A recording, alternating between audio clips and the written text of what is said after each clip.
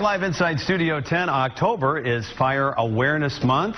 Are you and your home and family prepared in case of an emergency? You need to know what's being developed to help prevent and fight home fires. Well, Bill McCauley is here with some of the latest in fire prevention technology to help protect your home, your family, and your life. And Bill, we got a lot of really innovative stuff going on here today. Yes, we've got some high-tech and low-tech solutions and or suggestions to make. The very first one I suggest is make sure you have a plan in place. Start with the basics. That's the building block. As I always say, you go to school, there's always diagrams on the wall and you run fire drills. Same thing in an office tower or any sort of corporate setting. Well, the home is where you're most likely to encounter a fire in your lifetime, so you really have to use the same things. We've drawn a basic diagram. You should always have the primary and secondary means of egress out of your home. If you have multi-story homes, make sure that you have a plan for how to get out of a bedroom if the door is being blocked. I have a home in Arizona where it leads out onto a slanted Spanish tile roof. I have a very low-tech solution, a fire retardant rope knotted every 6 to 12 inches so that we can more rappel down the roof as opposed to just lowering ourselves out of a window. So you don't need one of those elaborate like roll-up ladders? Those are good when you're going to come out and come down sheer vertical side of a building. I'm coming out onto a slanted roof, so a knotted rope is just as, and it's the same flame retardant rope used in ladders. So can you get one of those like roll-up ladders? Any Home Depot, Lowe's, any of your big box stores, you can find them. Go to the section with detectors and alarms. Now, most fires are going to start in the home, in the kitchen or the bedroom. And we know it's cooking fires. In the bedroom, the culprits are candles and cigarettes or smoking materials. My suggestions on those are try the electric candles on the market now. Aesthetically, they're very convincing and obviously a lot safer. And in this new world we live in, there are electric cigarettes on the market here. Again, if you are a smoker who still insists on smoking in your bedroom, we would suggest you might want to try them. The ones I brought today are from greensmoke.com. There is no flame, no ash, no tar, no smoke involved in the product. So from my standpoint, where there's no smoke, there's no fire. And I brought the green smoke along because for Fire Awareness Month, they're donating a part of all their proceeds to the Fallen Firefighters Fund. It's a national fund and dear to my heart, so we wanted to get that message out. If you want to know more about the cigarettes, you can go to greensmoke.com. But from a safety standpoint, it's a great suggestion and an alternative for those who do smoke. Now, alarms, I've reached a new generation of sophistication. I'm going to suggest if your alarm's years old, make sure they're dual sensor or go get dual sensor alarms. There's two types of fire. What are the two things?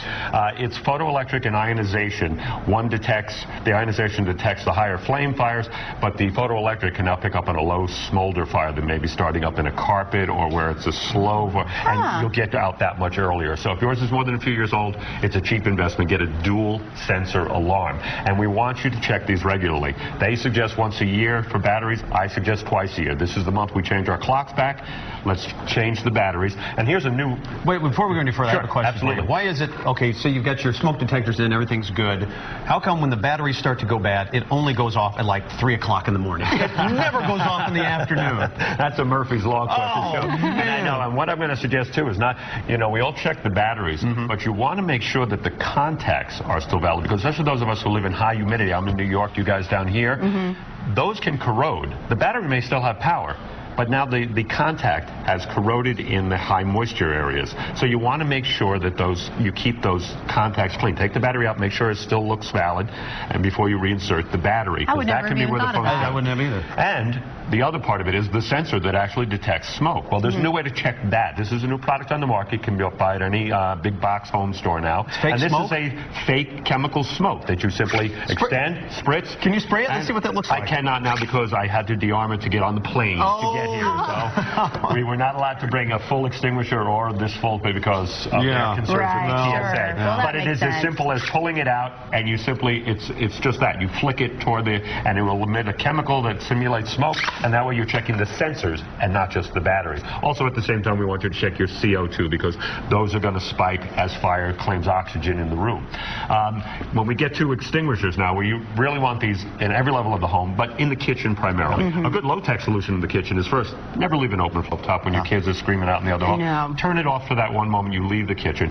If something starts on the stovetop, your best solution is the lid to the pot you're working with. Too many people still have it down in the cabinet and they panic and they try to throw the towel over it or something. Have the lid on hand. It's the quickest solution to a stovetop fire. And never throw water on a grease fire. Never throw water. That's why we're going to get to with our extinguishers. Many people buy them, but they don't know the types to buy. You want to look for labeling that explains that it is A, B, C. 3 types of fire: paper and wood, hot liquids and electrical. You'll see various types of markings and instructions on them, but make sure you buy one that has A, B, and C designation, because that will handle all types of home fire. If you live in a multiple family dwelling, I insist as a Manhattanite that my landlord installed exit signs over every possible exit. Make sure the extinguishers are fairly long. These signs will glow in the dark, so they're easier to find in those moments.